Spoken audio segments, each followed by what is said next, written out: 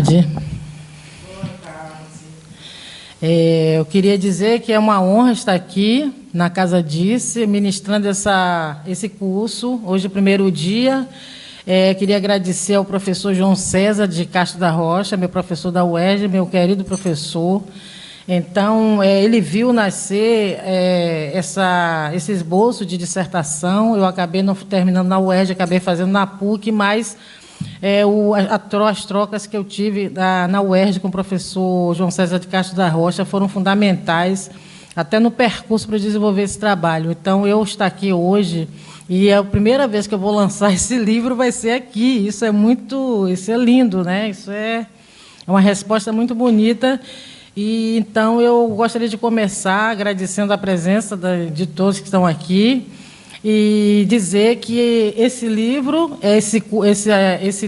ele é resultado da dissertação de mestrado, né? E ele nomeou o curso também, se chama Primavera Literária Afro-Brasileira.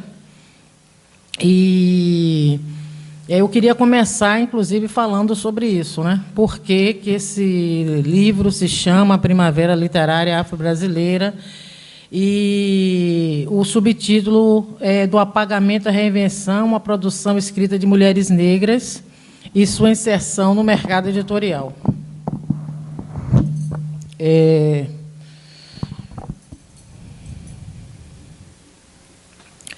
No início, quando eu estava... há muito tempo, né, eu estava terminando o curso, eu estava mais ou menos no final do curso na Faculdade de Letras da UFRJ, onde eu me formei, e eu descobri um dia no jornal uma matéria com a Carolina de Jesus. E isso foi lá para 2003, por aí, né? Em 2002, 2003, eu já estava no final do curso e eu descobri ali, acho que foi um pouco antes, talvez, mas, enfim, foi ali no início do século XXI. E eu nunca tinha ouvido falar de Maria Carolina de Jesus. E aí eu li a matéria, fiquei muito chocada e fui atrás num sebo buscar um livro dela. E achei um livro num sebo, li, um livro muito antigo, né, a primeira edição. E, quando eu li, eu fiquei muito chocada, porque, até então, eu estava fazendo curso de letras, eu ainda não sabia direito o que eu ia fazer, porque eu já era bailarina, cantora, já estava no meio da arte. Eu falava, o que é que eu vou fazer com esse curso? Eu vou ser professora, vou trabalhar em agência de publicidade, vou dar aula, já falei professora, né? Então, eu estava pensando, mas eu era poeta, né, diletante, ainda não me assumia como poeta, e, de repente, eu fiquei pensando, que vai acontecer? E, quando eu li Carolina, eu falei assim, como que uma mulher que cata papelão para sobreviver, mora num barraco, uma situação dessa, ela consegue escrever esse livro? Porque, quando eu li o livro, eu fiquei enlouquecida, né? Hoje é um clichê, todo mundo está falando disso. Mas, se eu tivesse feito a minha dissertação assim, naquele momento que eu terminei o curso, em 2004, eu ainda cheguei a me inscrever num programa da Fundação Ford, para conseguir uma bolsa e tudo, e eu cheguei a ser semifinalista. Dos 2.000 e poucas pessoas, eu fui selecionada entre os 75, fui para São Paulo e teve uma outra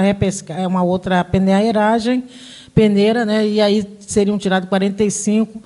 Eu acredito que eu não passei, porque talvez também eu não estava ainda fazendo mestrado. Acho que eles deram prioridade a quem já estava no mestrado, porque tinha muita gente que desistia, né, no meio do programa.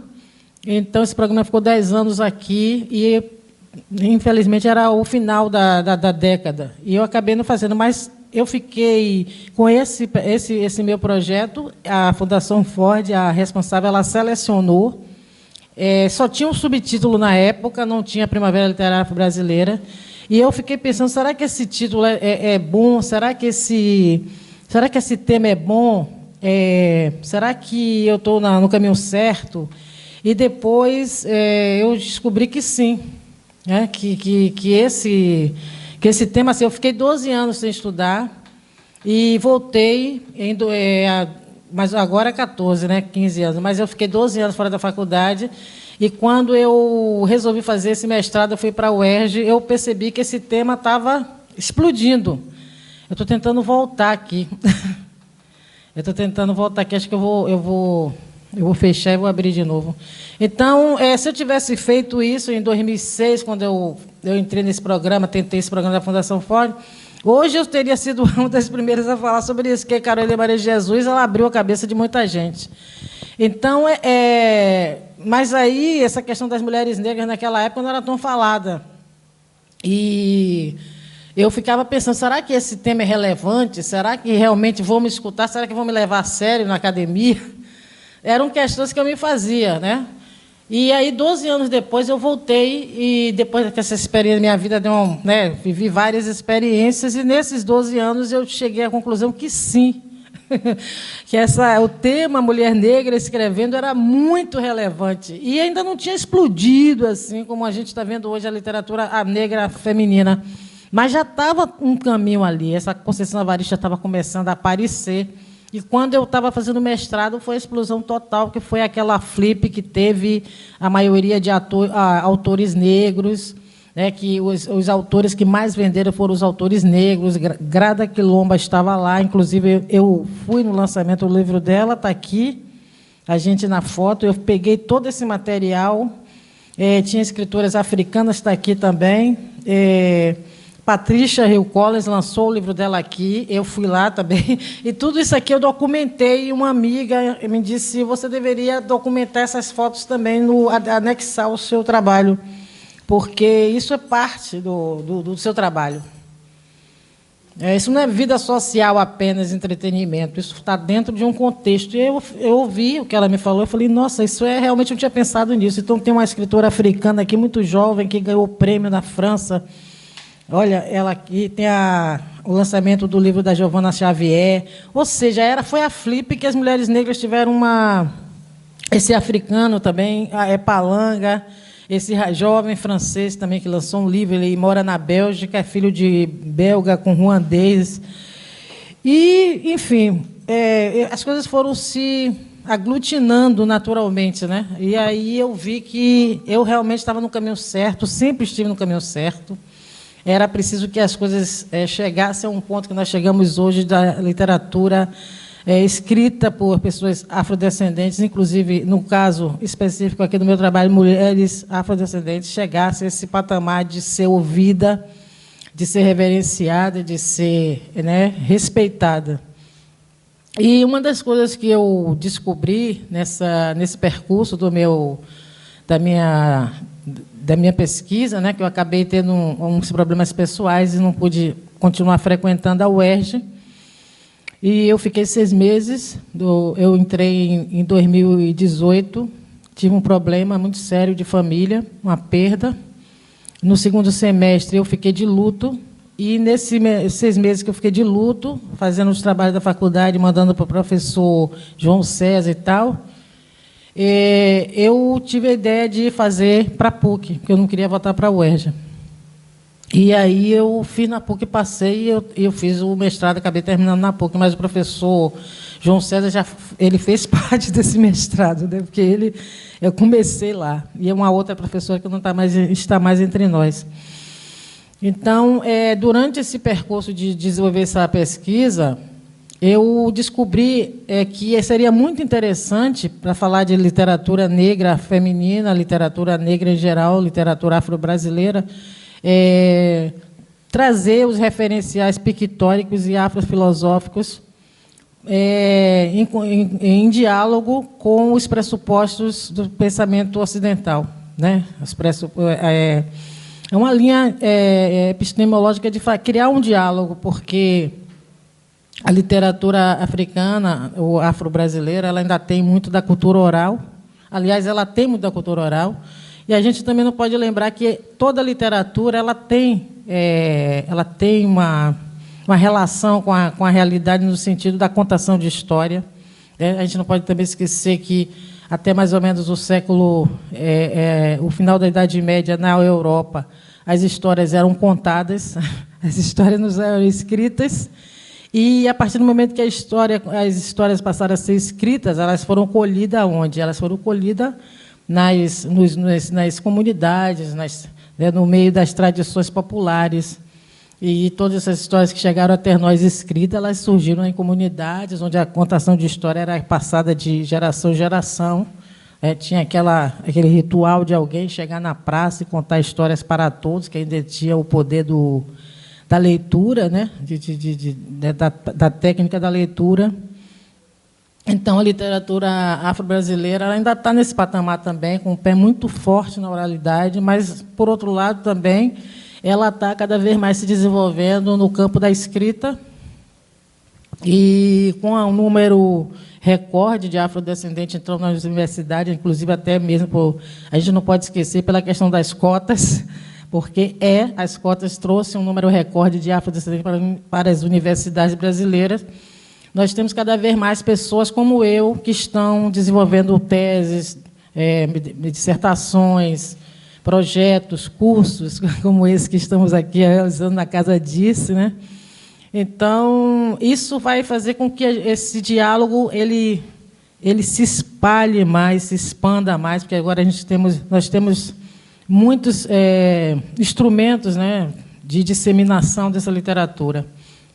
Então, trazendo referenciais pictóricos e afrofilosóficos, eu, por exemplo, descobri que os provérbios africanos eles são simples, né, mas, ao mesmo tempo, eles são muito efetivos, né, em passar a sua mensagem. Então, por exemplo, e também uma questão também de, vou chamar de cosmopercepção de mundo, né? Cosmovisão de mundo, que é um conceito da Oyeruke Oyerumi, que é uma nigeriana, que, em contraposição, não contraposição, mas em diferenciação ao conceito europeu de visão de mundo. Ela chama que o africano ela tem, no caso, o povo iorubá, que é de onde ela descende, e ela tem ela fala em cosmovisão de mundo, na verdade, cosmopercepção de mundo. Então, nessa cosmopercepção do mundo, por exemplo, muitas pessoas acham que a mulher na África ela tem um papel menor ou submisso ou algo do tipo, porque ela vai à feira, ela trabalha na feira, ela cuida dos filhos. Na verdade, isso não é um papel menor. Essa é a força da mulher, e é a força da mulher africana, principalmente. Né? Que na Europa era da mesma maneira. A partir, por exemplo, países da asiática, o Japão, depois que a cultura japonesa ela entrou num processo tecnológico de modernidade tecnológica muito grande, eles se afastaram daquelas tradições que tinha lá, que lembra muito os índios brasileiros, né? Então, a mesma coisa aconteceu na Europa. Na África, por questões políticas e históricas, ainda tem comunidades vivendo ainda numa situação que a gente pode remontar, sei lá, um século. Mas o papel da mulher na África, de cuidar da família, de ir à feira, tem a mulher que chama a mulher do mercado, né? Elas são muito boas negociadoras e elas são mulheres de negócio, sabe? Então, essa questão também da família é porque a cosmovisão africana fala em coletividade, enquanto que o Ocidente, a partir de um determinado momento, fala em individualidade, indivíduo. E isso é um grande problema. Esse é um grande problema, né? De você tratar, não, eu posso fazer o que eu quero, eu posso tudo, eu posso decidir, eu decido, mas nós sabemos que não é assim que funciona e que tudo está interligado, né? Então, a questão da família é fundamental, sim, e as mulheres ela têm um papel muito fundamental nessa manutenção dos laços familiares. Não que o homem não tenha, mas a mulher tem. E isso não é uma fraqueza, é uma força. É a força feminina que se apresenta aí, né? Então, eu achei esse canto de Obatalá, que o Obatalá é Oxalá, né? É o orixá Oxalá, que diz: dobrai o joelho para a mulher nos pôs no mundo, assim somos seres humanos. A mulher é a inteligência da terra, dobrai o joelho para a mulher. Imagina no mundo que a gente vive aqui, no Brasil, ocidentalizado, que eu não digo que a gente vive no Ocidente, a gente diz que somos ocidentais, eu digo que somos ocidentalizados, né? porque nós temos muito de africano, de indígena, de oriental, mas o Brasil quer ser ocidental, ele quer ser mais ocidental do que os ocidentais. E imagine dizendo isso, dobrar o joelho para a mulher. É uma reverência à mulher, à força feminina da maternidade, da gerar o ventre que nos gerou, né? Que também tem uma conexão com a terra, né? E também aqui eu trouxe o símbolo do passo adinkra, que é o pássaro mítico que voa para frente, tendo a cabeça voltada para trás e carregando no bico o ovo, que é o futuro. Esse todo mundo já conhece, né? Isso daí já virou pop. O símbolo Sankofa já está pop. Mas, mesmo assim, eu achei importante de trazer. E, por fim, esse outro provérbio africano que eu achei... Olha, controla a hora aí, né? Já está... Não, ainda tem tempo, né? Tem bastante tempo ainda. Oh, que ótimo, eu adoro falar. Eu não gosto de falar muito, não, só um pouco. Como vocês estão vendo. Então, eu achei também importante trazer a primeira questão da mulher, né? Que eu já trouxe aqui. A mulher, em país como o nosso, ela tem um papel ainda... Né? Ela tem que lutar muito para ser respeitada, para ser ouvida, tratada como sujeito. Eu achei muito importante trazer esse canto de Obatalá para causar um estranhamento. Eu abri minha dissertação assim. É a primeira epígrafe do livro. E essa outra aqui, é preciso uma aldeia inteira para educar uma criança. Esse provérbio africano me veio muito forte, porque no livro... amanhã eu vou fundamentar mais isso. Mas, durante o processo de escrita sobre a presença das mulheres e meninas negras na literatura brasileira, que é um capítulo também que eu dedico, né? Não só às autoras negras, mas como as personagens negras aparecem em alguns trabalhos, eu descobri...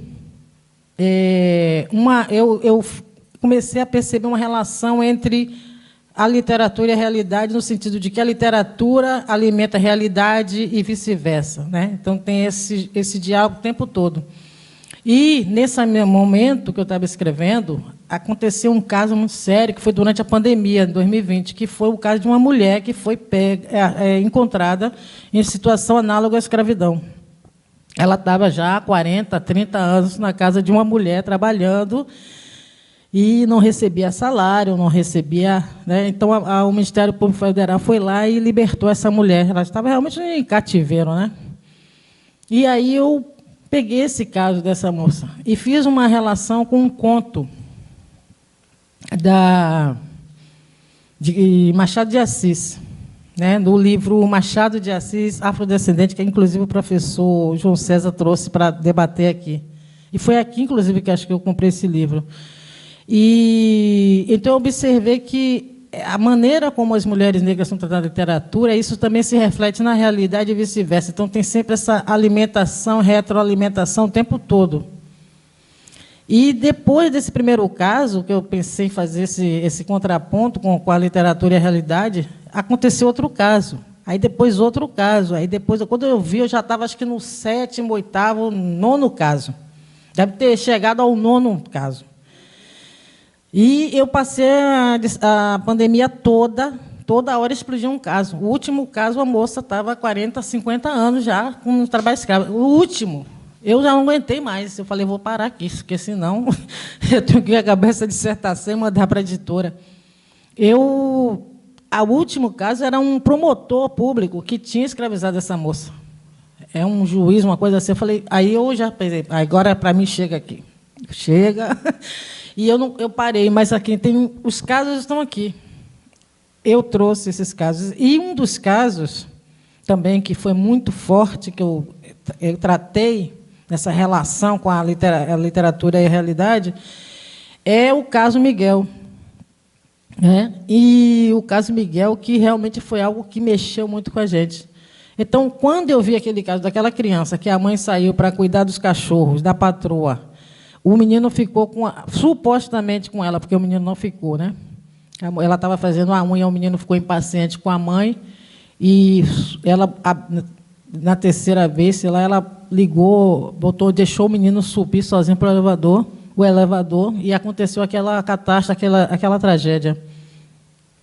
Eu pensei, eu escrevi, está aqui, eu escrevo um capítulo sobre isso, que eu cito isso, que não havia uma relação, né, de igualdade entre a patroa e a empregada, porque a patroa, ela não sentiu o menino como se fosse um ser humano, né? Eu acho que nem mesmo como um cachorro, porque o cachorro estava com a mãe. E o filho da empregada estava passando com os cachorros, ele não tinha o status nem de cachorro, de animal. Não que o animal seja inferior, mas se alguém tem afeto por um cachorro e não tem por uma criança, algo está errado, né? Então, eu pensei o seguinte, esse provérbio diz, é preciso uma aldeia inteira para educar uma criança. Então, esse é outro pressuposto africano que é muito sério, né? Que é a coisa da família e que também da família estendida. Sabe, tem uma tia, não é a mãe e o pai que cria. Na cultura urubá, o Ierumi, o Ieroquê, o Ierumi fala isso. Quando uma mulher na família tem um filho, não é responsabilidade da mãe e do pai, é responsabilidade da família e da comunidade. Isso é lindo, né? Isso é lindo e não é... Como é seu nome mesmo? Carla. O seu nome? Fábio. Tem duas pessoas aqui me olhando com a cara tão bonita que eu não resisti. É muita gente, mas esses dois me chamaram a atenção. Então, é isso, é a família. Não é causa da posse do patriarcado. Minha mulher, meu marido, meu filho, meu, não. Porque quando o homem resolve que ele vai ter outra mulher na rua, aquela família ali não é mais dele. Ela que se vire, não é verdade? Agora, vai ter outro filho ali, então, peraí, quem vai cuidar desse que está aqui? Dali para frente, a mulher vai ter que se virar. Quer dizer, essa coisa de ter bens, de acumular bens, isso é algo que a gente já sabe que tem muito do colonialismo, tem muito do capitalismo, e a gente precisa quebrar um pouco isso. Quebrar um pouco, não, a gente precisa destruir isso. Aqui, na nossa cultura, a gente precisa destruir isso, porque uma criança ela precisa de uma família. Porque um pai pode viajar, precisa fazer um curso, no caso, nós que somos acadêmicos, uma mãe precisa trabalhar. Sempre, nas comunidades, a gente vê muito essa solidariedade. No Nordeste, a gente vê muito essa solidariedade. Acho que isso quebra muito quando a gente vê a família de classe média branca, porque tem sempre uma empregada lá para fazer esse trabalho. A mãe estava trabalhando, a tia está, todo mundo trabalha. Então, quem tem que fazer isso? A empregada. Então, nós estamos em mudança social, porque hoje em dia você não vai encontrar mais, a gente não vai encontrar ninguém, é muito difícil encontrar uma pessoa que queira trabalhar nesse regime de empregada, de criar filho dos outros e, né, abdicar da sua vida. Por isso que essas mulheres foram escravizadas, porque já tem mais ou menos umas 4 ou 5 décadas que as mulheres já não queriam mais isso, elas queriam ganhar um salário e voltar para casa para cuidar da família. Então, algumas famílias acharam o quê? Vamos pegar essa criança da família e dizer que vamos dar escola, vamos dar tudo, e chega lá, a menina é tirada da escola, a menina não estuda, a menina não faz nada, a menina só trabalha. Esse regime é escravo. É escravo, não tem outra palavra. Infelizmente, a gente tem que dar nome aos bois. E aí, essa questão da criança, né, na negra, por exemplo, na sociedade brasileira, é muito séria, né? Que a criança negra sempre é vista como faltosa, como deficitária, né, tudo isso. Então, esse caso do Miguel me chamou a atenção. A mãe estava trabalhando para essa família junto com a avó. Ou seja, a família estava toda sequestrada, né? E o menino teve que ir, obrigado, a criança não queria estar naquele lugar. Então, isso nos remete a um sistema que é um resquício e uma herança escravocrata. A criança negra, a mulher negra, não é vista como ser humano. Ela é vista como uma força de trabalho a ser explorada à exaustão. E nem mesmo a sua prole, uma criança, na idade de 8 anos, 6 anos, por aí, acho que é 6 anos, né, 5 anos, é poupada.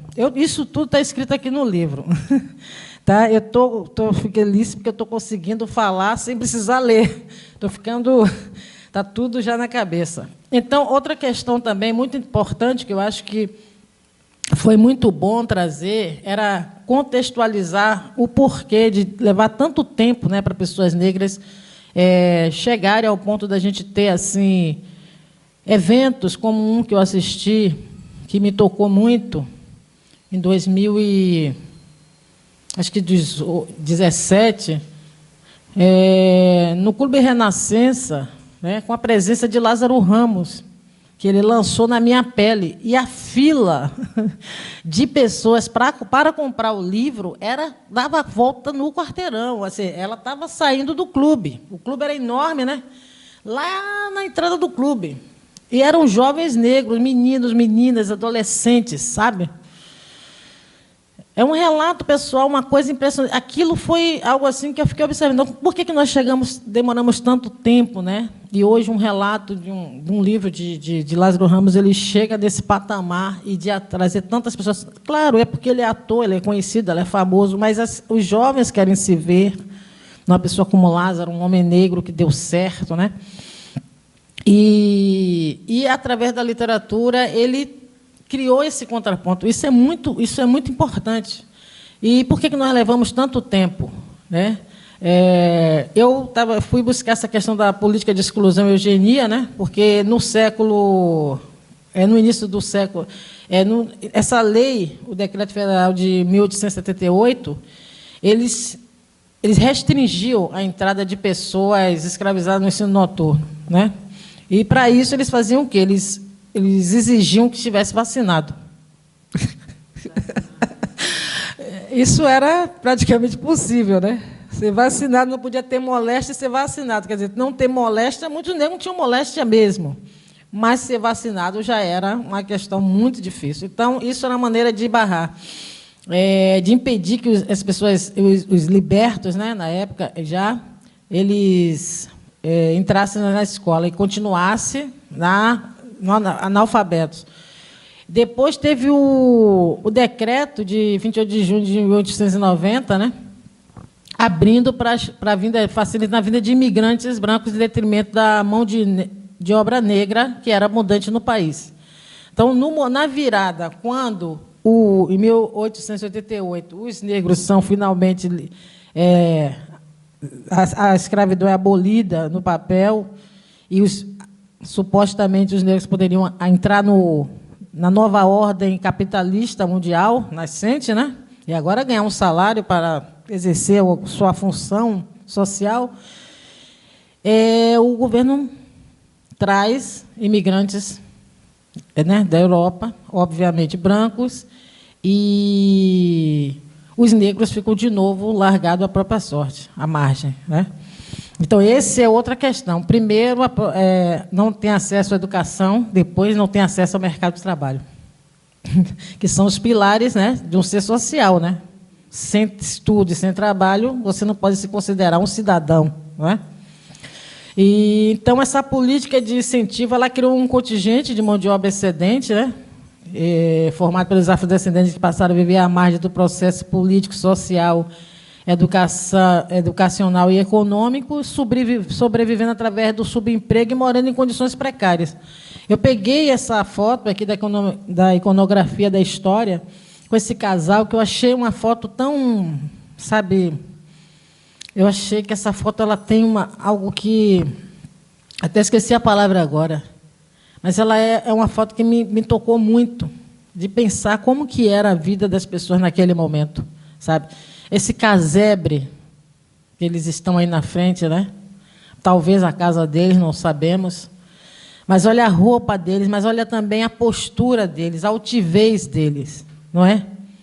E até esse gesto dele colocar a mão e ela colocar a mão segurando a mão dele, sabe? Eu fiquei imaginando como que essa foto foi feita, sabe? Se foi o fotógrafo que falou, segure a mão dela. Eu comecei a viajar, mas, de qualquer sorte, uma foto, eu acho, tá? Uma foto muito bonita, não sei se concordam comigo, mas eu achei, não é? Muito forte, não é? Então, olha só, eles estão ali vestidos com roupas muito simples, né? Mas, assim, a altivez deles, né? É muito bonita, né? Isso me lembra muitas histórias que as pessoas falam de pessoas, reis e rainhas, que foram capturados durante as guerras na África e vieram parar como escravos no Brasil. Isso era muito comum, não é? Mas, de qualquer sorte, os povos africanos, em geral, assim como os europeus, os asiáticos e tudo, existe, as pessoas têm essa altivez, essa nobreza, sempre teve, o ser humano tem essa nobreza, independente de que região do mundo de que região do mundo elas vieram, né? E na África não é diferente, né? Então, mesmo que a pessoa não fosse de uma casta considerada superior, entre aspas, tipo da classe da nobreza ou da classe dos guerreiros, né? Ela fosse da classe dos agricultores, ela poderia ter essa altivez, entende? Cada um tem a sua função social. E então, assim, eu acho que essa foto ela traz um pouco isso, por isso que eu marquei aqui. Outra coisa também, que é a questão que eu fiz essa relação, né? Foi com a questão feminina, de novo, né? A questão feminina é que a babá brasileira negra, ela nem recebia salário, né? Como a gente sabe, né? Na virada do século, então, as famílias deixavam lá, era agregada. O que nós estamos tendo um grande estranhamento é que nós estamos no século XXI e estamos descobrindo que há 40 anos tinha alguém mantido no sistema análogo à escravidão. Mas, na virada do século, isso era comum, que pegasse uma menina no interior, na casa de uma família pobre, e trouxesse para morar. A menina, ela servia para todo tipo de coisa, sabe? Não querendo ser polêmica, até mesmo para iniciar os filhos da dona da casa. As empregadas também e tudo mais. E a Eliana Alves Cruz, no livro que eu analiso aqui, ela fala sobre isso, né? Em determinado ponto do livro, ela fala Água de Barrela. Ela fala sobre isso. Eu analiso o livro de Eliana Alves Cruz, Água de Barrela, Conceição Evaristo Ponciá Vicêncio, e o livro da Cidinha da Silva, Um Exu em Nova York, que é um livro de crônicas. E ela fala sobre isso, né? Como as meninas negras, na época da escravidão, elas serviam para fazer o serviço doméstico, junto com a dona da casa, a sinhá. E também, quando chegava a idade de 12, 13, 14 anos, ela era preparada, ela era arrumada, ela era banhada, arrumada, recebia melhor para poder iniciar o filho do senhor de escravo. Então, isso faz essa contraponto. Então, a babá portuguesa, né? Ela veio também, muitos portugueses vieram também nessa leva de imigrantes. Quem não já estava aqui também veio. E as italianas. Essas babás, elas começaram a virar símbolo de status. Quando alguém queria dizer que tinha um status social bom, dizia, não, porque nós temos uma babá portuguesa. Aquele que não tinha o status, ele tinha uma babá negra, que era o quê? Uma escravizada ainda, né? Então, isso é outra perversidade que a gente observa no papel, o papel que é imposto às mulheres negras. Bem, então, agora, entrando na questão da literatura propriamente dita, eu trouxe aqui essas autoras, né, que eu trato, muitas eu trato assim um pouco mais profundamente, outras eu trato de passagem, mas eu achei importante de trazer. Eu esqueci o nome dessa autora agora, rapaz, me deu um branco. Ela esqueceu um livro, inclusive, acho que ela ganhou até um prêmio Jabuti. Esqueci agora, mas eu vou lembrar depois. A Conceição Evaristo, todo mundo sabe. Essa aqui, a terceira, Aline França, que é uma escritora que ela lançou um livro, ela é baiana, inclusive eu conheço ela. Ela escreveu um livro nos anos 80, chamado A Mulher de Aleduma. Ela foi uma das primeiras dessa leva aí de fazer, começar a fazer essa literatura negra. E o livro dela foi muito censado lá fora, ela foi para feiras internacionais, deu entrevista para veículos dos Estados Unidos, da Europa, mas aqui no Brasil ela não conseguiu mais, publicar. Ela ficava sempre naquela dependência de alguém que ajudar, sabe? Era uma dificuldade muito grande, e isso também é uma pedra no caminho de um escritor, né? Essa outra autora aqui, dizem que era Maria Firmina do Reis, mas não existe foto de Maria Firmina do Reis, né? Na época disseram que era ela, mas não existe, ninguém consegue achar a imagem dela. Criaram a imagem aí para representá-la num concurso da FLUP, e aqui não está aqui, mas, enfim, eu deixei aí. Maria Firmina dos Reis, todo mundo sabe, escreveu o romance Úrsula, em 1959, que é um romance abolicionista. E essa descoberta de Maria Firmina dos Reis foi o estopim assim, para esse boom da literatura, essa explosão da literatura que a gente viu. Né? E Maria Firmina já está bem falada, eu vou pular aqui para Alta de Souza, que é essa menininha aqui, está vendo? Essa menininha bonitinha aqui. É uma escritora do Maranhão. O Maranhão é o Piauí, olha, deixa eu olhar aqui. Mas, enfim, se eu errar, a gente me perdoe. Mas acho que é Maranhão, sim. E ela escreveu ela é uma poeta, escreveu um romance, ela lançou um livro chamado Horto, em 1900, com prefácio de Olavo Bilac. Olha que coisa, hein? Ela era muito respeitada. E ela lançou em 1900, na sequência, ela morreu com 25 anos. Morreu muito jovem, morreu mais ou menos como Castro Alves. Só que ela não teve o mesmo tratamento que Castro Alves na história literária, né? E ela foi apagada mesmo. E eu fui atrás, já tinha ouvido falar, fui atrás, e os poemas dela são incríveis. E ela realmente é uma poeta que deveria estar sendo ensinada nas escolas.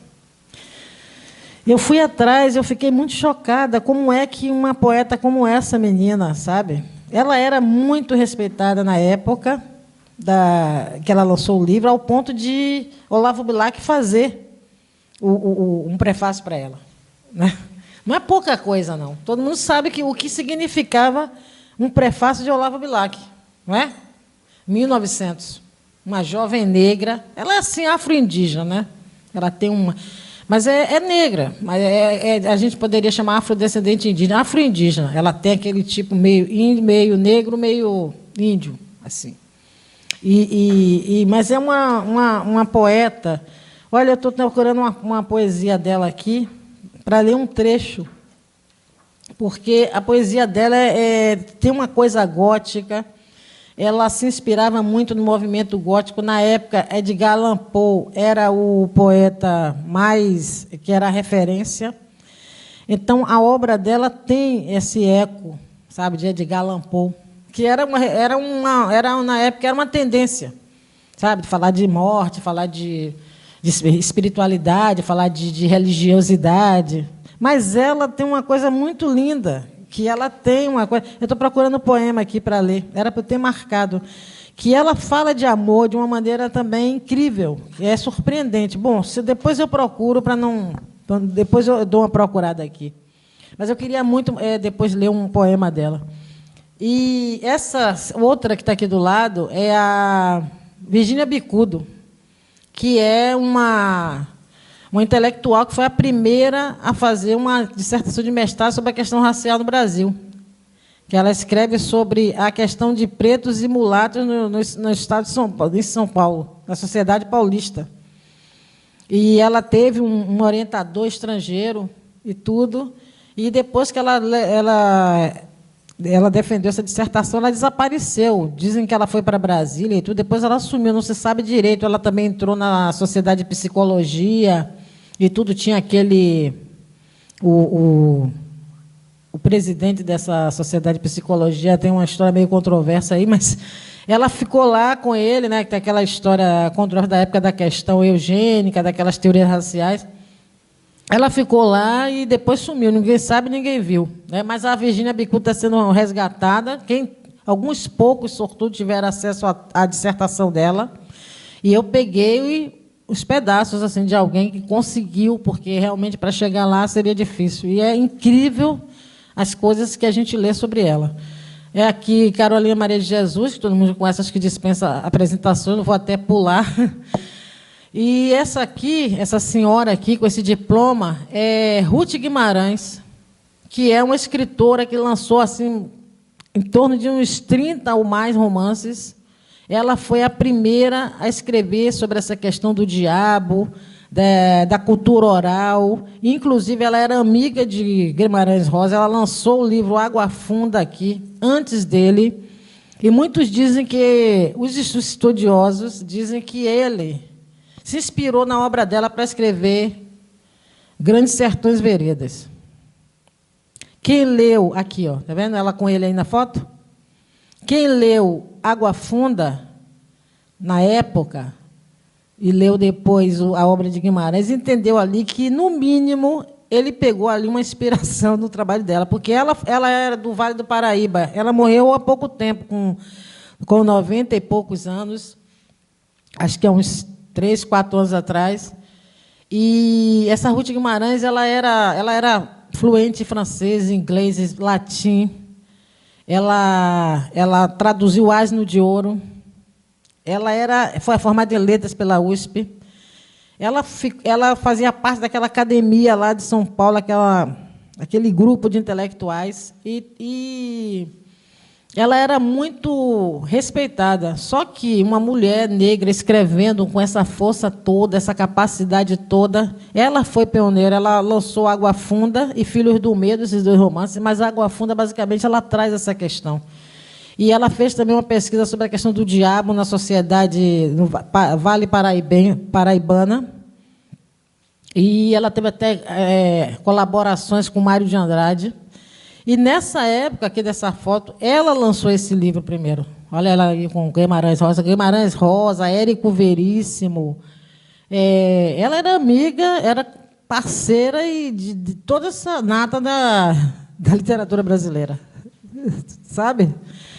E o livro dela fez um sucesso, tudo, foi muito bem recebido pela crítica, mas na sequência, coincidentemente ou não, quando a obra de Guimarães veio, a dela sumiu. Ficou 50 anos fora do... E quem lê o livro vê que ela tratava dessas questões antes, né? Não precisava apagá-la. Eu acho que ela poderia viver, a obra dela viver a de Guimarães, mas eu acho que alguma coisa aconteceu ali que as pessoas não queriam que o público soubesse, talvez. Não quisia ver alguma semelhança, né? Essa coisa da exclusão, né, que novamente a gente vem para a questão do Ocidente, do pensamento ocidental, né? Ou isso ou aquilo, né? Eu preciso destruir você para poder existir, né? Na sociedade, na sociedade africana, que as pessoas acham que é pueril, é ingênua, esse é um pensamento ingênuo. Isso não é. Não podemos existir sozinhos. Só podemos existir em grupo. E é isso que o africano diz.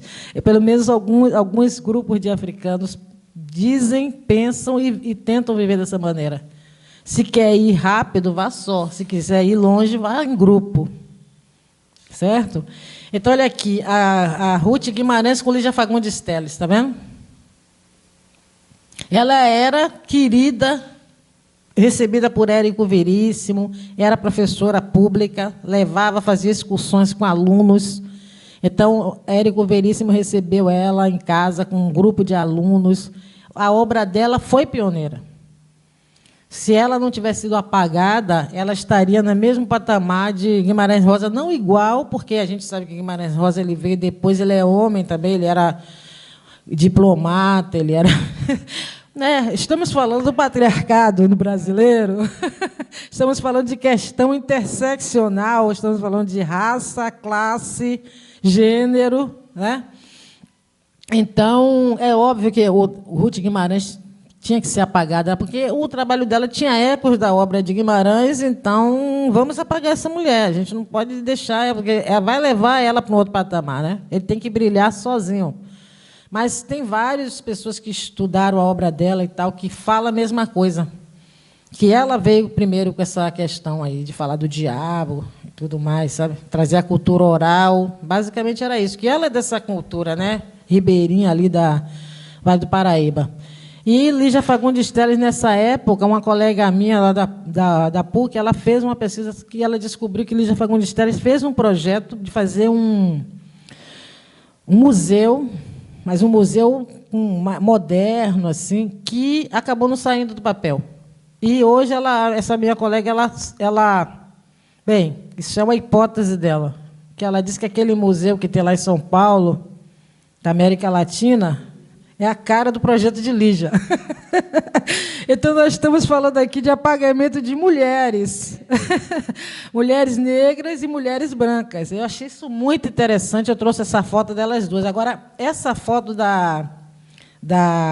de Lígia Fagundes Telles com Ruth Guimarães, vocês observam que o fotógrafo, a menos que alguém mexeu na foto depois e editou, né? Também pode ter acontecido, né? A gente não sabe, não sabemos a história da foto, não podemos afirmar. Mas nesse enquadramento que chegou a nós, a gente está vendo que alguém está no quadro, enquadrado, muito bem enquadrado, no centro, em close, e o resto está fora do quadro. Né? E, coincidentemente ou não, que não é coincidência, a gente está vendo que Lígia Fagundes Telles é o alvo do fotógrafo. A Ruth Guimarães estava do lado dela, uma escritora também. Na época, ela tinha um nome, ela era respeitada, mas ela é cortada do quadro. Né? Ela só não foi cortada totalmente, eu não sei, acho que o fotógrafo não teve coragem, mas dá para ver. Isso se chama apagamento, né? É um apagamento gradual, né? É um apagamento sutil, mas né? E outra foto é muito interessante. Essa foto, realmente, porque essa foto é no dia do lançamento do livro de Maria Carolina de Jesus, que ela recebe nada mais, ninguém menos que Clarice Lispector. Eu acho essa foto icônica, gente. Desculpa, vocês estão cheios de opinião, mas vocês não concordam comigo, não? É linda. E por quê? Porque a Clarice, ela era fã de Carolina. E que ela dizia que ela não conseguia escrever como Carolina, com aquela beleza de falar da realidade daquele jeito. E Carolina também era fã de Clarice, porque Carolina era uma mulher muito refinada. As pessoas têm uma visão dela que ela... Não, Carolina era uma mulher muito refinada, o pensamento dela era muito refinado. Ela tem aqui... Eu faço aqui nesse livro, tem uma reprodução de um trecho, de um texto que ela escreveu para o avô dela, que se chama O Sócrates Africano. É lindo esse texto, né? Que ela faz essa relação entre o avô dela era chamado, ela dizia que o avô dela era muito inteligente, então quem conversava com ele dizia assim, que é uma pena. Eu disse que as pessoas brancas iam na casa dela conversar com o avô dela, ele era um homem muito inteligente, igual o meu pai era assim, e dizia assim, que pena não terem educado esse preto, porque se preto tivesse estudado, ele ia fazer um bem danado à sociedade. Então, ela apelidou o avô de o Sócrates africano, que o avô dela sabia tudo, ele era um homem muito ético. Né? Quer dizer, não sei se Sócrates era assim, mas ela achava que era. Né? Mas, então, assim, o que nós sabemos de Sócrates, que ela quis dizer, essa relação com Sócrates, é que o avô dela era um filósofo. Né? É isso que ela quis dizer, que o avô dela era um filósofo, porque ele era muito inteligente, era um amigo do conhecimento, era um amigo do pensar, então ele era um filósofo. E era muito correto, né? Ético. E Carolina tinha esse refinamento intelectual. Ela poderia até errar ela poderia, por exemplo, não utilizar as palavras de forma correta, né? De correta entre aspas, né? Ela poderia não usar as palavras dentro de uma formalidade, né? Mas ela tinha um pensamento muito refinado. É como ela disse do avô dela, é uma pena que ela não pôde ter o estudo que a Clarice teve, que Lígia teve. Mas ela conseguiu produzir uma obra que, quando a gente lê, chega até nós aquela mensagem. Não é? E isso que é revolucionário na obra dela. E essa passagem aqui, dessa foto, eu trouxe também pelo seguinte, porque quando essa foto foi tirada, as duas estavam ali tricotando, mas uns anos depois, eu vou tratar disso amanhã, ou na quarta, um biógrafo americano, ele escreveu que essa foto significava que parecia que alguém empurrou a empregada doméstica para dentro do quadro da foto com Clarice. Que, diante da proverbial e linda Clarice, com seus óculos sob medida, parecendo uma estrela de cinema, a Carolina parecia tensa e fora de lugar. Eu vou tratar disso na quarta-feira, que é sobre a Academia Brasileira de Letras, que eu escrevi aqui 2 capítulos. E esse biógrafo, ele é sócio correspondente da BL. Ele lançou uma biografia de Clarice Lispector, e ele fala sobre isso. Então, isso deu houve uma polêmica muito grande, ele se desculpou, mas já estava feito, né? O estrago já estava feito, porque o pensamento dele era esse. Isso ele escreveu, o livro lançou essa biografia há uns 5, 6 anos, não estamos falando do século passado, não.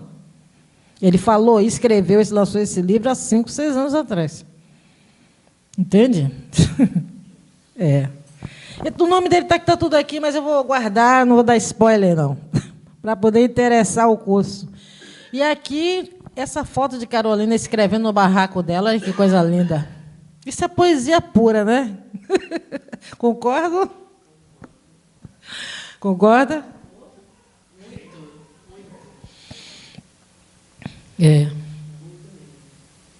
E essa Lélia Gonzalez dizia que Carolina, que nós falamos português, né? Então eu digo que Carolina escrevia em português, né? Como fundamento filosófico e estético, né? Como nos ensinou Lélia Gonzalez. E esse é o livro que eu comprei no sebo.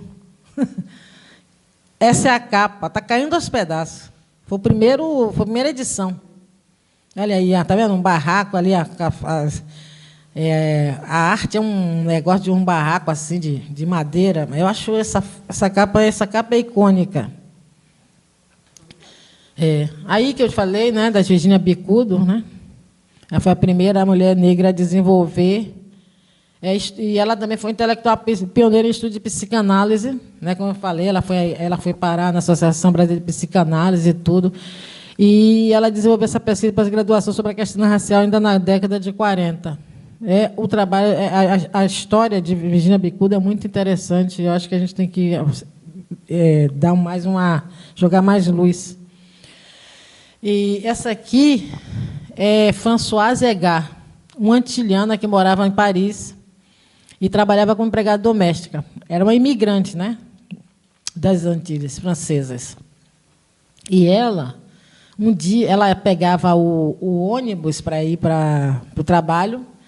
E o que ela fazia? Ela comprava a revista Paris Match.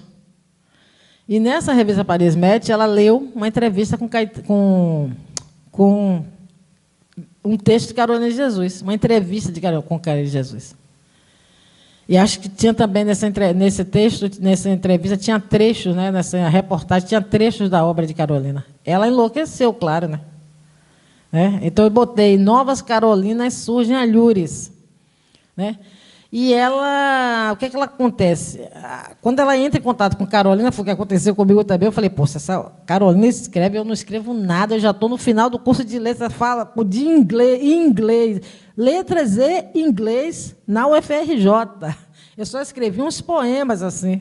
E os textos da escola, dali eu pirei, eu comecei a escrever peça teatral, eu tenho umas 3, 4 peças que eu comecei a escrever naquele momento. Eu comecei até a escrever contos e tudo, mas ainda não desenvolvi esse lado escritora romancista. Mas um dia chego lá. E aí essa Françoise Egard teve esse mesmo insight, assim, ela teve essa explosão, né, mental, e ela começou a escrever as próprias cartas. Endereçada a quem? Carolina. Só que essas cartas nunca chegaram a Carolina, claro, né?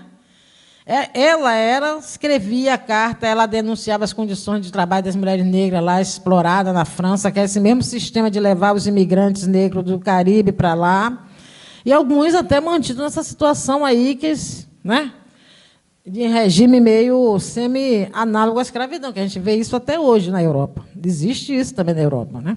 Até hoje se faz isso também na Itália, levam pessoas brasileiras e fica empregada, já aconteceu isso também, empregada doméstica que foi libertada nos Estados Unidos, que o patrão levou a patroa do Brasil, explorou durante anos, e a empregada fugiu e denunciou, depois de anos lá, porque não falava a língua, até que um dia ela conseguiu fazer isso. Mas o caso dela, ela tinha família, tinha marido, tinha filho, essa Françoise Egard, e ela começou a escrever as próprias cartas e... Espera aí, que eu estou... eu estou querendo ir para trás, eu estou indo para frente. Aí. Ela escreveu as próprias cartas, ela se tornou escritora, ela se tornou também presidente de um sindicato de empregadas domésticas e trabalhadores na França. E os livros dela foram lançados Um desses é Cartas a uma Negra, que foi lançado em 2020, quando eu estava escrevendo a tese. Eu fiquei chocada, eu peguei logo isso rápido e já reproduzi uns trechos das cartas que ela escreveu para Carolina Maria de Jesus. Ela cita a Carolina nas cartas. Ela imitou mesmo o trabalho de Carolina. Mas uma coisa fantástica, se inspirou, né? Imitou não, se inspirou. Então, é linda a história. Se puder ler, o nome é Cartas a uma Negra. Foi lançado aqui pela essa editora. Não estou nem conseguindo ver o nome da editora aqui, mas acho que é Galimar, se eu não me lembro. E é incrível. Então, agora eu queria falar um pouco sobre a questão da teoria, né, que eu usei muito, né? Essa dissertação ela se apoiou muito na questão da teoria interseccional, né, da interseccionalidade, que foi uma teoria cunhada por Kimberly Crenshaw, que é essa juíza aqui, né, que está de rosa choque. Ela agora é juíza. Mas, na época, eu acho que hoje ela já deve ser até de outro cargo. Mas, enfim, ela é uma juíza afro-americana. Ela cunhou esse termo, interseccionalidade. Mas Lélia Gonzalez, nos anos 70, 80, nos textos dela, ela falava de múltiplas desigualdades, né? Que ela falava que uma mulher ela vai sofrer por a questão de gênero. Então, uma mulher europeia, branca, ela vai se dizer, eu sou feminista, eu estou lutando contra o patriarcado. Um homem negro, não, vou continuar as mulheres. Uma mulher negra, ela já não vai poder dizer isso. Eu sou feminista, estou lutando contra o patriarcado. Ela vai ter que dizer, não, eu sou uma mulher negra, sou mulher e sou negra, e tenho que lutar contra o patriarcado e tenho que lutar contra o racismo. Não é? E nessa hierarquia, a mulher branca ela vai lutar contra o patriarcado do homem branco. A mulher negra ela vai ter que lutar contra o patriarcado do homem negro e do homem branco. Quer dizer, a equação é diferente, porque na pirâmide, o patriarca branco vem primeiro. Segundo, vem a mulher branca. E terceiro, o homem negro. E, no final, a mulher negra. Mas aí a gente vai acrescentar a mulher trans, um homem trans. Né? Eu não estou botando os povos indígenas, mas eu estou falando da questão de gênero. Né? Claro, a mulher negra, também a gente vai botar a mulher indígena, também, que está no patamar, provavelmente no mesmo patamar que a mulher negra, por uma questão cultural também, de diferença cultural. E eu não posso falar muito, porque também não conheço o contexto das mulheres indígenas, eu não vou aprofundar isso. Mas as mulheres indígenas, a gente pode colocar na questão da violência de gênero, a gente pode colocar no mesmo patamar das mulheres negras, por uma questão histórica. Né? E, então, uma mulher negra ela vai ter que lutar contra todo mundo. Contra tudo e todos. Não é? Ela só perde para as pessoas trans, que aí já é uma violência ainda maior. Que aí a gente já vai trazer a questão de gênero, do ser feminino como inferior, né? Reproduzido no nível de abstração, porque as pessoas não conseguem entender por que um homem nasce com o sexo biológico masculino e ele se sente, ele se identifica com o gênero feminino. Né? Então, isso é algo muito sofisticado para a mente patriarcal, que é homem e mulher. Né? Vamos reproduzir.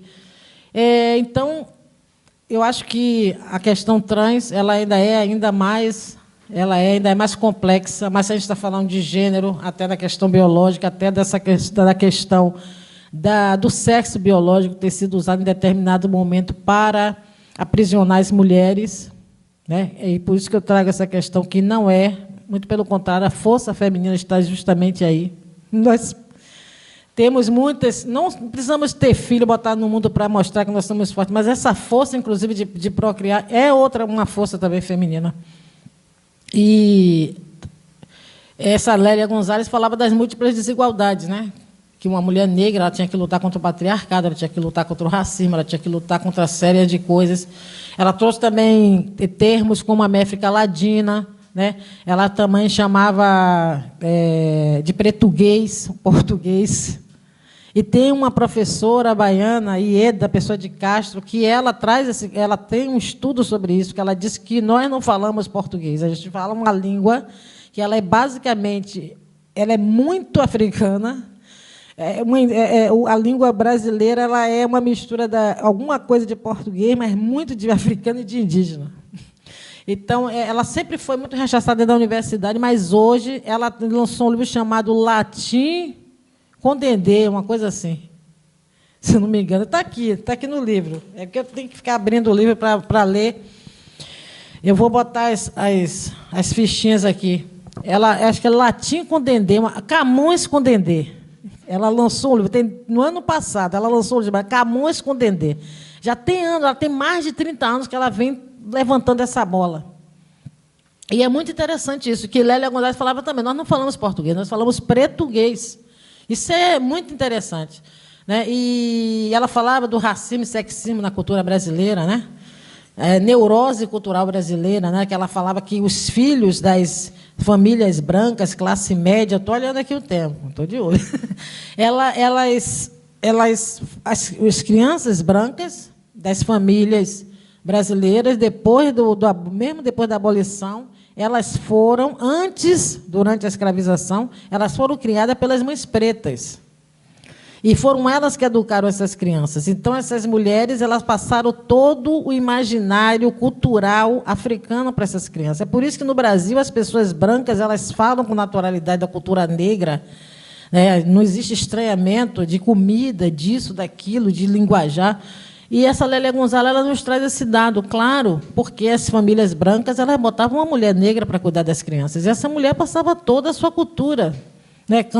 Canções de niná, histórias para dormir. E elas traziam essas histórias de onde? Da sua cultura africana. Então, isso é muito interessante, muito lindo, e a gente hoje está vendo como isso é importante de ser valorizado, o papel da mulher negra na sociedade brasileira, a contribuição da mulher negra para a cultura brasileira, né? E o imaginário cultural brasileiro.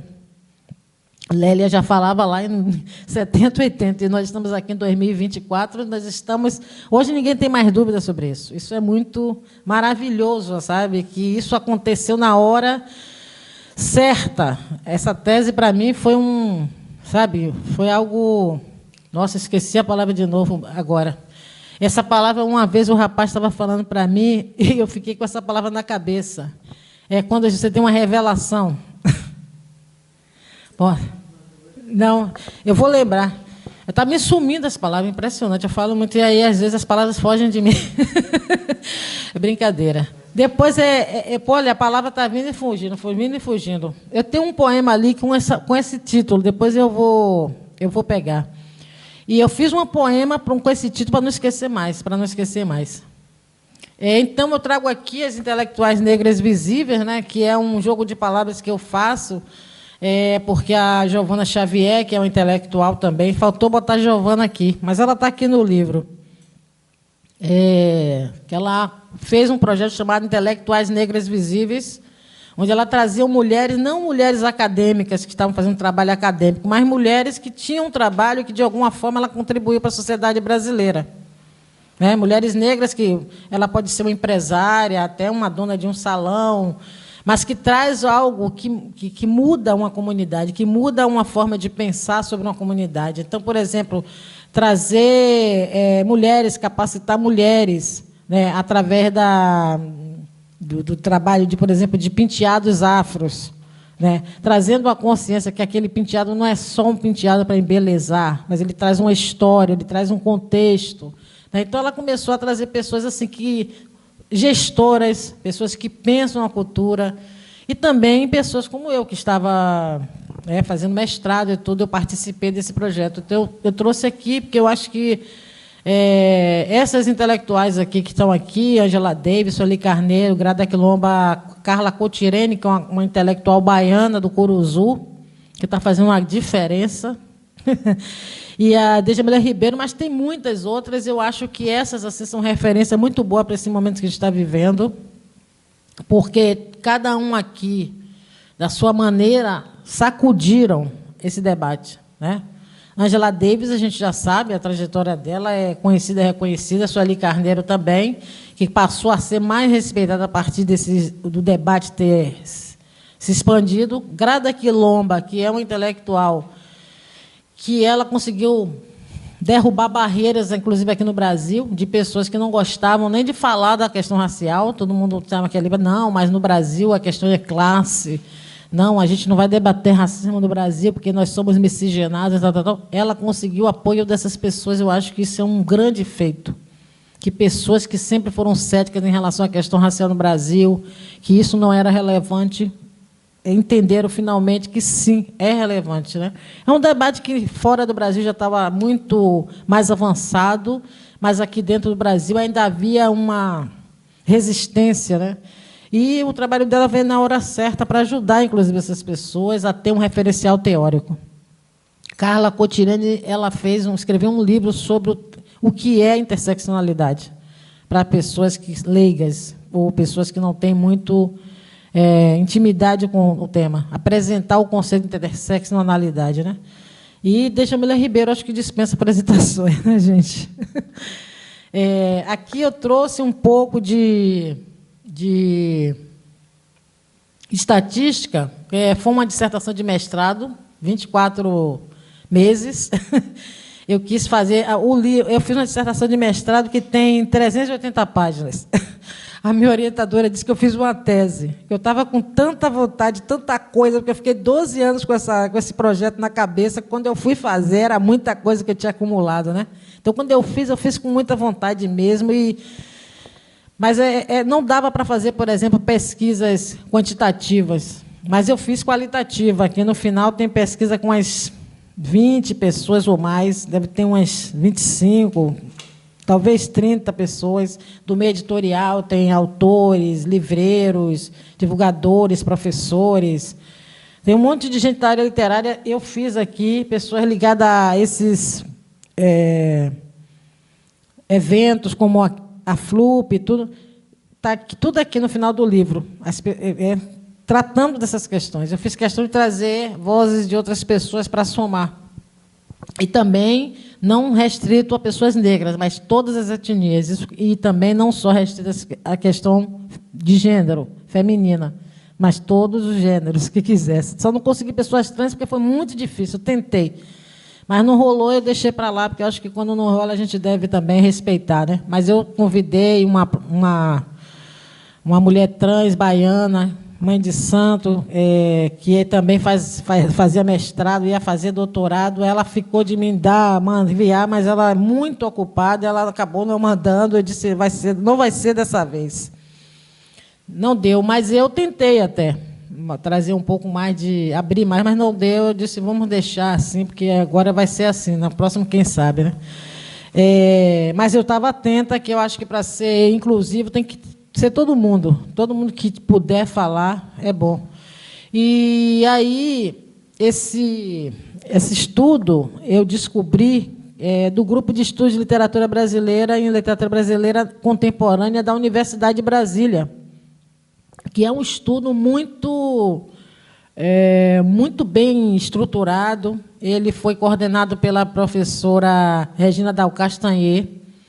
Eles levaram aproximadamente uns 4 anos fazendo essa pesquisa, e o resultado é muito bom, e eu li bastante texto sobre isso, muitas entrevistas com ela, explicando essa questão dos autores, e a conclusão que eles chegaram foi essa, né? Que entre 65 e 79, olha o número de mulheres que publicavam,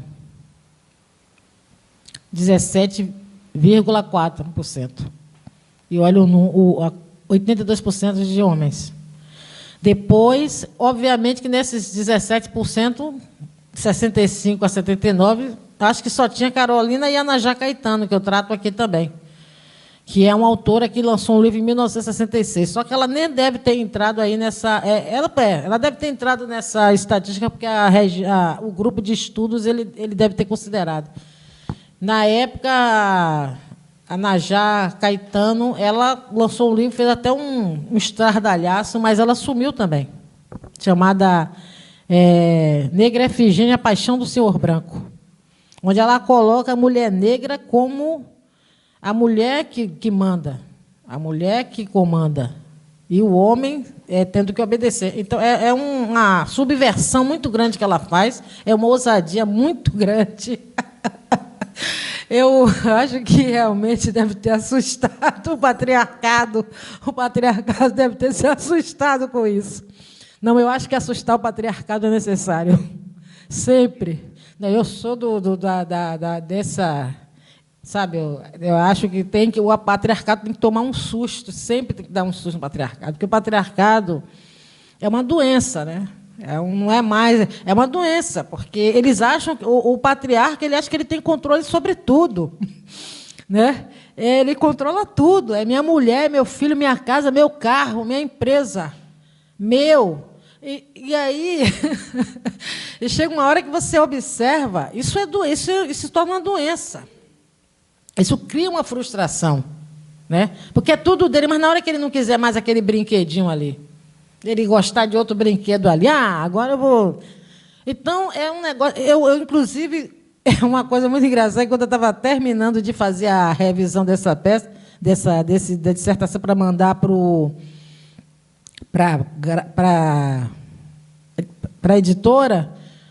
a editora Dialética que lançou, começou uma novela. Eu não me lembro que novela foi. Foi antes dessa novela. Eu não leio, eu vejo mais novela, não, né?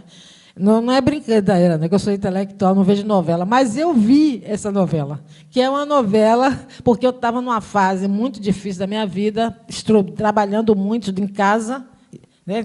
Revisando a tese, então eu relaxava vendo a novela, porque a novela realmente era muito engraçada. E era com Tony Ramos, fazendo o papel do patriarca. Eu não me lembro o nome da novela agora, foi antes dessa Renascer. Essa Renascer eu não consegui ver, já não dava mais, porque estava muito trabalho, eu já tinha deixado a novela para trás. Mas essa novela, eu não via mais novela há muito tempo. Mas tinha uma novela que Tony Ramos, eu não consigo lembrar o nome agora, que Tony Ramos era o patriarca. Exato, que a Glória Pires era a esposa dele na novela, e ele era uma novela que era o espelho do momento que a gente viveu anteriormente, com essa coisa toda da extrema-direita, né? Que era um empresário lá do agronegócio. E é engraçado que eu estava escrevendo sobre isso, e eu falei dentro de casa com a pessoa da minha família sobre essa coisa do patriarcado, eu sempre falava isso, e ele, homem cético, ele dizia, ele ficava calado assim, porque eu falava, não, mas isso é patriarcal. É patriarcal, é o patriarcado. Ele ficava assim, olhando para mim, como se eu estivesse criando uma fantasia. Ele não conseguia entender. E aí, muito intelectual, inclusive. Aí começou essa novela. E no primeiro capítulo, foi muito engraçado, que no primeiro capítulo da novela, o personagem de Tony Ramos estava numa coisa assim, um evento familiar. Aí, de repente, acontecia uma coisa. O filho, que era advogado, vinha. O outro filho, que era aquele que Cauã Raymond fazia, vinha. Começava uma discussão. O personagem de Tony Ramos gritava com o personagem de Cauã Raymond.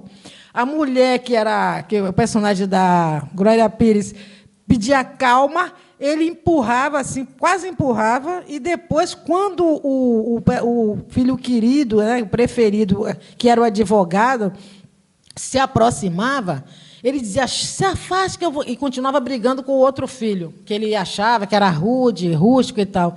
E, de repente, o outro vinha defender o irmão. Aí começava a abrir uma confusão generalizada, porque ele ficava enfurecido de o filho preferido, entre aspas, que fez direito, que era intelectual, né, que era doutor, defender o irmão e não referendar o seu poder patriarcal, de poder brigar, dizer o que quiser para o filho mais novo, ou para o filho que ele achava que não era digno. E aí começava uma discussão generalizada e as vozes iam aumentando, e, de repente, chegava um momento que perdia o controle, a mulher vinha de novo pedir a calma, ele praticamente quase empurrava, e, nessa sequência, aconteceu que o personagem de Cauã Raymond se exasperava e gritava. E aí o outro vinha de novo. Ele pegava, se exasperava de novo e o outro chegava para apartar, porque eles quase chegavam a se encostar. Ele dava-lhe uma bofetada no rosto do filho que é advogado. E pá, dava uma bofetada no rosto do filho que era advogado. A mãe via, não faça isso, ele empurrava a mãe, e eu vinha alguém, segurava ele. E aí eu falei, gente, é isso. No dia que eu quiser exemplificar o que é o patriarcado, é só pegar essa imagem, esse início dessa novela. O autor nos deu um quadro perfeito do que é o patriarca. E foi proposital, claro, né? A novela mostrava isso, mostrava um empresário rústico do agronegócio, que ele achava que era dono de tudo. Ele comprava tudo, tudo era dele ali. O gado era dele, a terra era dele, ele queria a terra daquela mulher negra. Ah, sim, agora lembrei por que eu assisti essa novela. É porque a protagonista era uma mulher negra, uma fazendeira negra que perdeu o marido violentamente. Então, não é só porque era uma protagonista negra, mas também por ser uma protagonista negra, e porque tratava da questão da violência no campo, principalmente contra essa população que não é muito retratada, que é a população afro-indígena, que é o tipo que ela representava ali. Né? E ela, sendo uma protagonista negra pela primeira vez no horário das 21 horas, o tema era muito atual, tratava do agronegócio, da violência no campo, né? Do patriarcado no estado bruto, né? Estado bruto, estado bruto, vou falar puro, né? Estado bruto. E esse primeiro capítulo da novela, ele era assim, emblemático do que é o poder do patriarca. E, aos poucos, a novela vai mostrando o patriarca perdendo o seu poder. Perde o filho, perde as convicções, tudo que ele achava que ele controlava, ele vai perdendo, ele quer a terra porque tem, sei lá, pedra preciosa, ele não consegue, ele acha que uma mulher negra é muito fácil de destruir. Né? Esse é o grande lance da novela. Por isso que eu assistia. Agora eu lembrei porque eu assisti essa novela. Depois acabou a novela, mas essa novela eu assistia por esse motivo. E ele vai perdendo um pouco das convicções, quando ele vai perdendo filho, mulher, ele vai perdendo quase tudo. Né?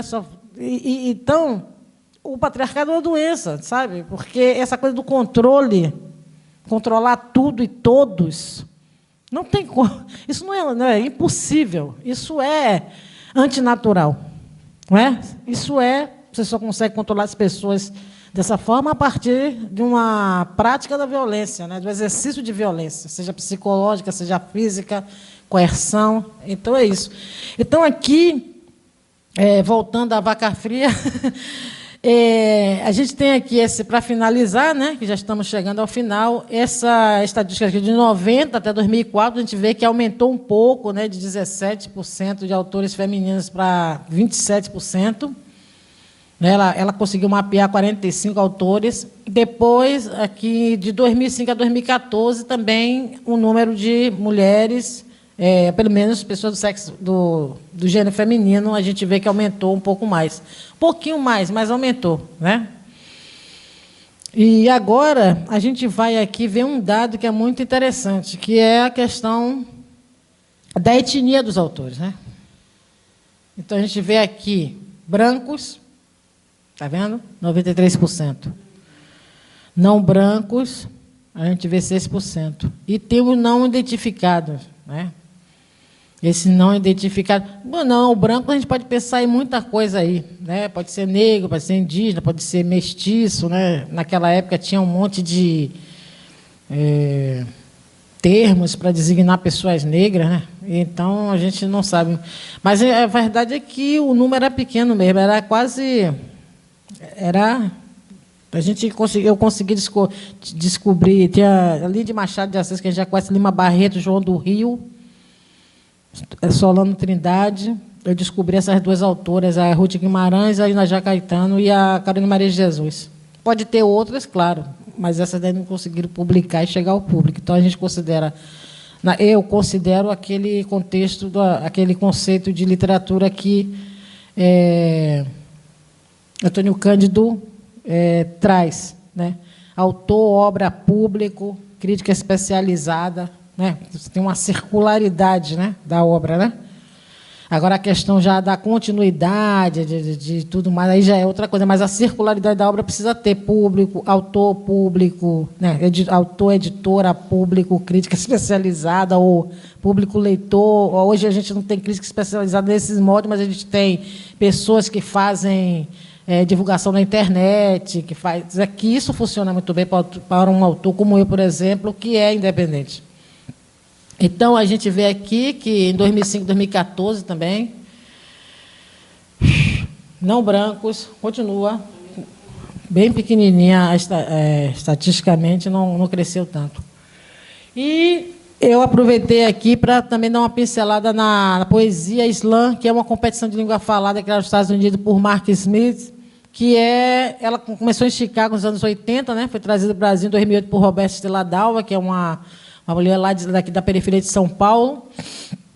E é o termo que em inglês significa batida, né? É você dar uma pancada assim, você bater algo contundente, né? E a contundência das palavras, né? Você falar uma poesia, tá. Então, as periferias se renderam rapidamente a isso, porque o Mark Smith ele pegou isso do rap, né? Só que o rap é cantado, enquanto que o slam é só fala, é só declamar. E hoje eu trouxe o conceito de lugar de fala, lugar de escuta, porque para que haja fala tem que haver escuta.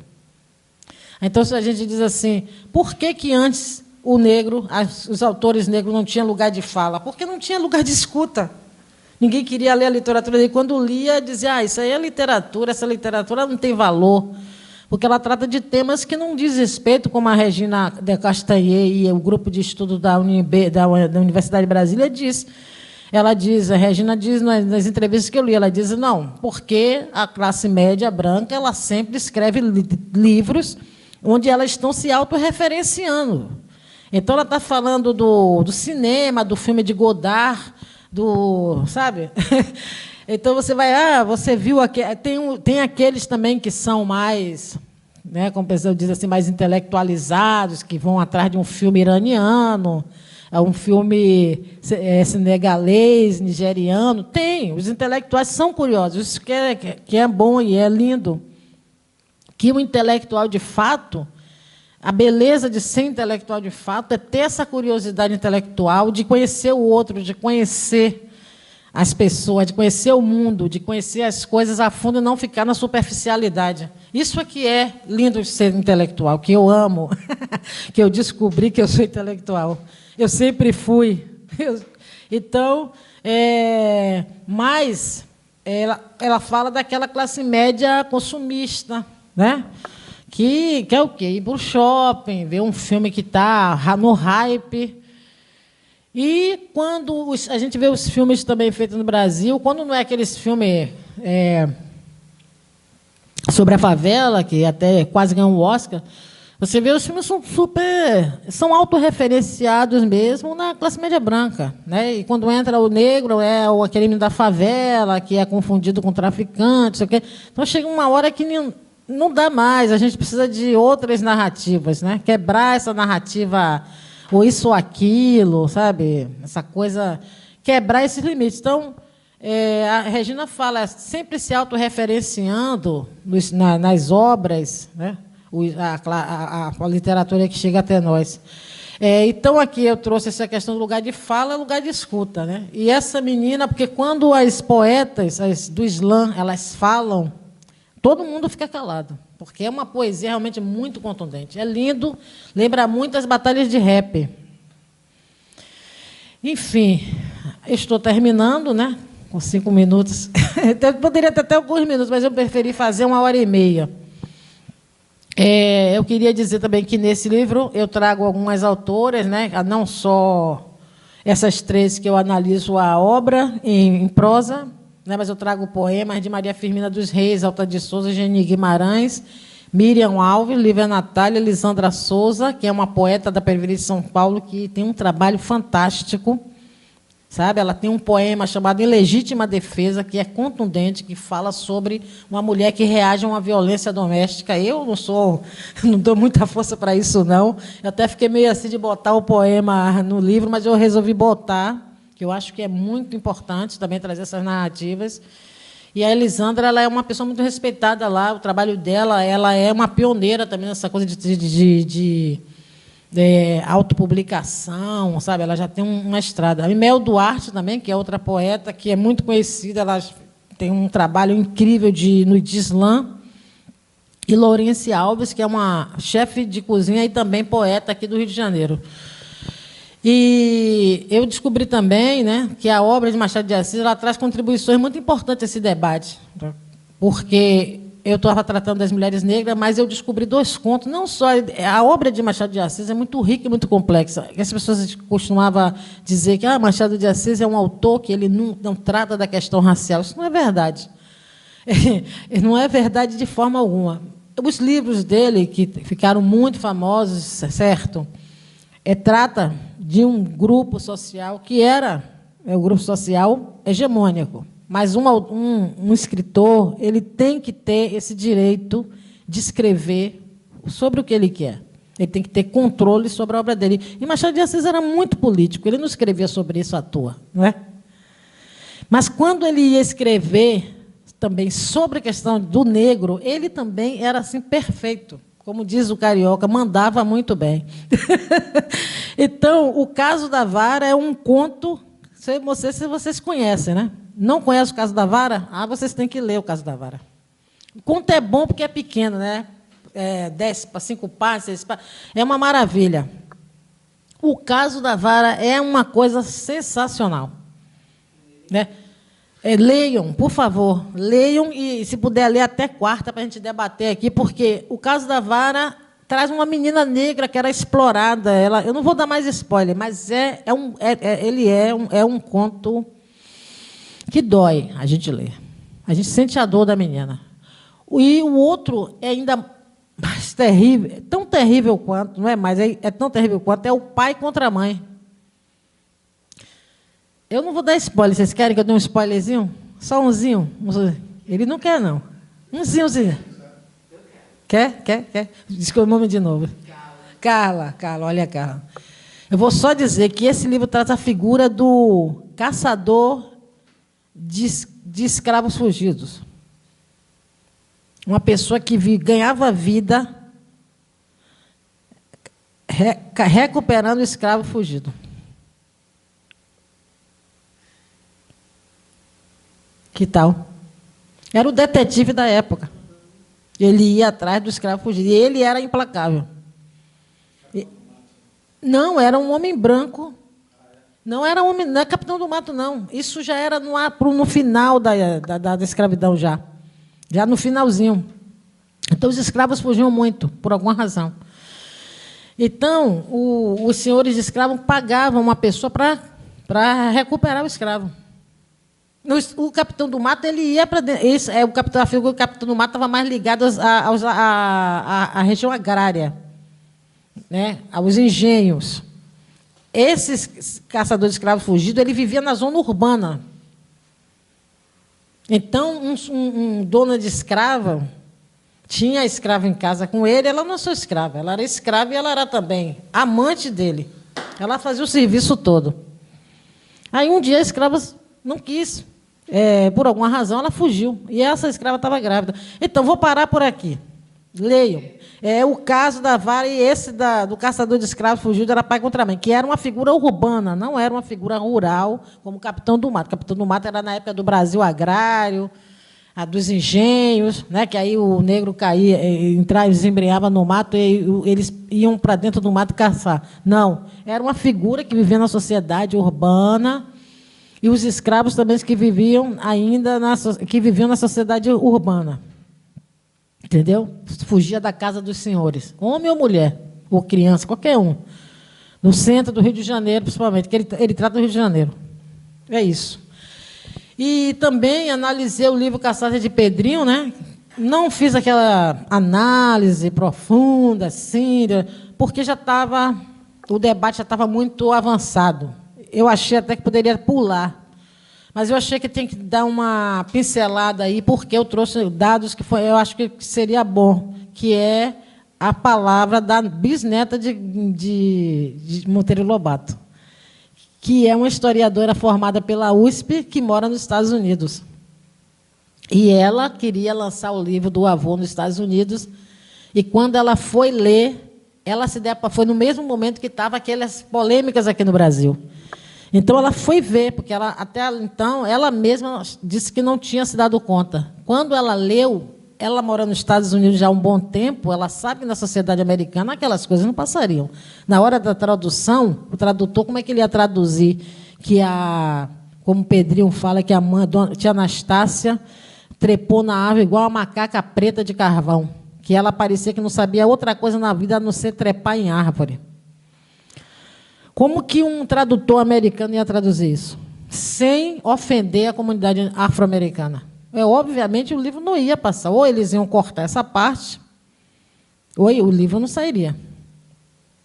Não é questão de politicamente correto, é questão de desumanização da pessoa negra na literatura, que nos Estados Unidos está muito claro. E aí, aqui os intelectuais, até de esquerda, ficavam falando de censura. Até agora, o texto que eu li aqui também, alguns críticos de literários falam em censura, porque ela tirou trechos e reescreveu trechos. Eu achei que isso era muito interessante. Ela disse, isso não poderia, nos Estados Unidos isso não passaria. Então, trouxe um intelectual negro da USP, de Campinas, e uma intelectual negra também de Campinas. Um da área de ciências sociais, outro da área de, acho que, história. E ela é uma mulher negra que tem um filho, e ele é um homem negro que também tem filha. E ele fala em censura, ela disse que não é censura. Então, eu trouxe também essas pessoas para o debate, esses textos, sabe? Então, essa Caçada de Pedrinho realmente é um livro que não é questão de censurar, mas aqueles trechos têm que ser debatido mesmo, tem que se trazer, porque foi esse livro que criou as crianças. Eu fui uma das leitoras de Monteiro Lobato, só que eu não lembro dessas passagens, sabe? Não lembro. E eu não só lia Monteiro Lobato, eu tinha uma biblioteca lá, Monteiro Lobato, lá em São Paulo. Eu era leitora assídua, eu sempre li muito quando era criança. Eu era leitora assídua, eu saía da escola, do ginásio, e ia para a biblioteca Monteiro Lobato, lá em Salvador, que era pertinho. Eu ficava lendo Monteiro Lobato na biblioteca Monteiro Lobato, que era o nome da biblioteca. E o Sítio do Capão Amarelo, quando surgiu, era louco. Eu voltava correndo da escola, tomava banho para assistir. Aquilo me formou, aquilo me educou. Eu não vi o racismo, eu era uma criança. Só mais tarde que eu fui vendo, entende? Então, a questão da tia Anastácia, que a tia Anastácia ela criava os quitutes, mas quem levava o nome era a dona Benta. Na hora que a marca foi lançar um livro de receitas, era a tia Anastácia que era cozinheira. Nem isso ela ganhou crédito. Era livro de receitas da dona Benta. Um apagamento da mulher negra, mesmo no espaço que ela era considerado o espaço da mulher negra, que era a cozinha. O sistema capitalista é voraz. É o que Angela Davis fala. O problema é que, quando o sistema capitalista ele se articula com o racismo e o sexismo, que foi o que aconteceu ali. Então, é isso. Monteiro Lobato é muito interessante a gente debater. Não é censurar. A obra de Monteiro Lobato é fantástica. Eu li muita coisa, eu acho muita coisa maravilhosa, inclusive sobre a cultura. Ele falava muito da cultura grega, aquelas coisas assim, aqueles mitos. E eu adorava aquilo, E aquilo abria minha cabeça, eu era uma pessoa curiosa, então aquilo para mim foi muito bom, mas a gente tem que ter esse lado crítico, sim, não para censurar, mas para deixar claro que tem coisas que não podem ser mais cultuadas. Se a gente quer uma sociedade mais humana, a gente não pode aceitar essas desumanizações como se fosse uma licença poética porque o autor é genial. Não, isso não é desculpa. Mas ele é um gênio. Não, ele é um gênio. Mas ele não precisa ser um gênio do mal. Não é verdade? Então, também eu trouxe aqui de um caso, que é a obra de Estela. Não trouxe muita coisa, mas eu achei um material bom, que é sobre a obra de Estela do Patrocínio, que foi uma poeta que ela não escreveu, ela recitou, e a Viviane Mosé formatou os poemas falatórios dela, que trata também de uma questão do debate sobre saúde mental das pessoas negras no início do século. E ela ficou 30 anos encarcerada no manicômio, só saiu quando morreu, porque ela era uma mulher negra que falava coisas que o sistema nosso não conseguia entender. Depois, a psicóloga e era psicóloga, psiquiatra, assistente social, uma coisa assim, que estava lá cuidando dos internos, percebeu que ela falava coisas muito... fazia todo sentido. Então, elas compararam ela com Nietzsche, porque Nietzsche era um pensador, e ele também surtou e foi parar no manicômio, né? Mas ela era uma mulher preta, magra, acho que faltava dente na boca, e ela falava coisas geniais, sabe? E ela era empregada do um dia internaram ela do nada, ela ficou 30 anos, só saiu que morreu. Então, esse caso dela é um caso assim que eu acho que a gente também deveria ter esse dado. Né? Finalizando, eu fiz entrevistas, como eu disse, né, com autores, editores, divulgadores, professores, todo mundo ligado à área literária. Gente, o criador da FLUP, a editora, o editor da Malê, da Palas, sabe? As autoras algumas autoras que eu analiso aqui também eu fiz, né? Umas 8, 6, 7 autoras, 8 por aí. Eu fiz aqui entrevistas com ela. Eu procurei cercar o tema, sabe assim? Cercar o objeto de estudo, não deixar ele escapar. Claro que sempre escapa alguma coisa, mas eu tentei cercar o máximo que eu pude, amarrar o máximo que eu pude. O pessoal me acha um pouco megalomaníaca? Acho que sim, talvez, né? Um pouquinho. Eu não consigo ser diferente. Se é para fazer, vamos fazer. Chegou aí, eu falei, agora chega, vou parar por aqui. Mas aí eu trouxe aqui só, como eu trago no livro, né? Alguns livros de infantis que eu achei, eu fiz um levantamento assim, de alguns livros, não muitos, uns 10, eu trouxe 5 aqui, que, nesses últimos tempos, também, o número de livros infantis que as pessoas estão lançando, pessoas negras, né? Não é que sejam só pessoas negras, possam lançar livro infantil falando de questão para criança negra. Mas, até pouco tempo, a gente não tinha, né, esse referencial infantil, né, para crianças negras. E agora a gente tem até Emicida, que é um cantor e compositor, ele se sentiu, né, instado a fazer um livro infantil por os filhos, tal, pela comunidade. Então, isso é muito interessante, esse exercício intelectual, artístico. E eu trouxe, assim, peguei alguns livros, assim, coloquei a capa para as pessoas verem. Algumas produções estão sendo feitas, mas fiquei por aí, não faço análise, não, porque já tem bastante coisa aqui. Então, é isso, né? Como diz o provérbio africano, se queres chegar rápido, vá só. Se queres ir longe, vá em grupo. E, se quisermos saber o final, prestemos atenção no começo. Muito obrigada. Obrigada. Esses provérbios, aqueles para criar uma criança, precisa de uma aldeia para criar uma criança.